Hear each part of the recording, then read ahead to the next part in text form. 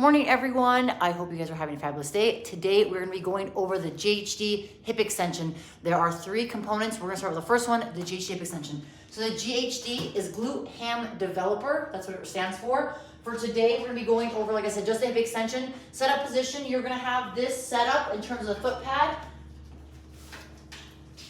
so that you have enough space when you get set up that your hip joint is off the pad. So to adjust it, you just need to loosen the bolts, pull back the little ball right there, and then adjust the foot position. So your foot pad will adjust. You need to make sure for the hip extension that your hip joint is free of the pad so that you can open and close your hip.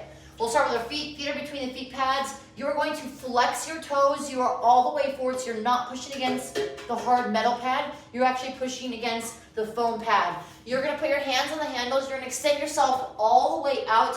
My legs are extended. I tried to wear bright colored pants. You guys can see this today. I am in a Superman position, so I'm squeezing my quads, hamstrings, and glutes. Everything's nice and tight, core's engaged. This is the Superman hold position. For the hip extension, you are going to close or flex the hip, only the hip, while maintaining a nice flat back. You are going to go as low as you can while maintaining that flat back. To extend, you're gonna squeeze your glute, hams, keep the erectors nice and tight, and extend to parallel.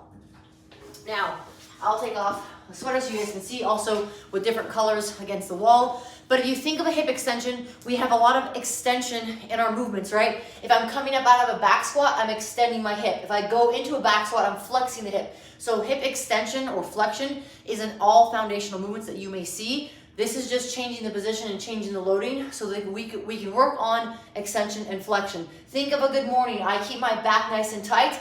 I flex or hinge from my hip.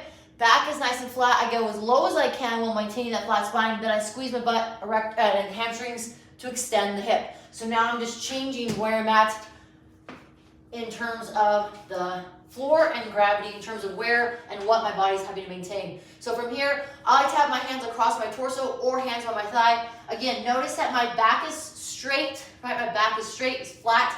I'm only hinging at my hips. I go all the way down, and then I go all the way up. Now, full range of motion is going to be dependent on the individual and how far they can go with the range of motion that they have.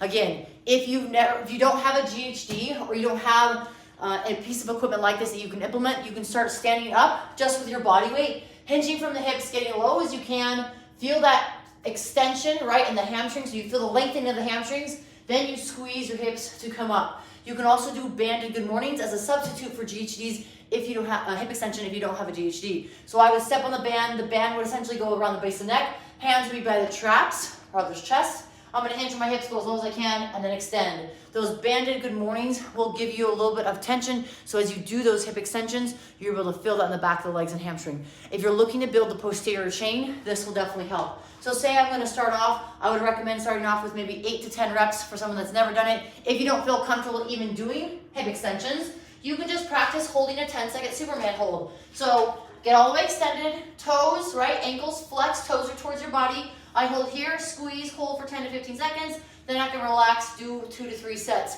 Once you feel more comfortable, you can do half range of motion. Go down a couple inches, come back up. As you get more experience, you can go again all the way down to the end range of motion and then come back up. So if I'm doing a couple of reps, I'll flex only at the hip, back is nice and flat, and I'm squeezing my glutes, hamstrings to pull myself up. Then I put my hands on the handles and I pull myself out of there. I love this piece of equipment. I've used it for many years training. I have worked up to about 30 repetitions for 4 sets. As accessory work, I'll have other movements in there. And then I would give myself a little bit of rest. I eventually would add 5 or 10 pounds. So you can progress this really well, but you also can regress this by coming off the GHD and doing other exercise. So if you guys find this beneficial, let me know. I have a 3-part series. This was the first part. The second part will be back extensions. And then the third one will be hip and back extensions. So just think of it as like this. A hip extension is where the hip is dynamic and the back is static. I'll get into more details later on the next one. But again, hip is dynamic, moving, closing, opening, flexing, I'm shortening the angle, extending, opening the angle. So again, hip extension, hip is dynamic. So keep that in mind as I do the next series, back extension, and then hip and back extension. If you guys love this, feel free to share with friends, leave a comment below, share a like. And if you have any feedback, please put it in the comments below or let me know. And I look forward to seeing you guys tomorrow for the next live. Have a great day.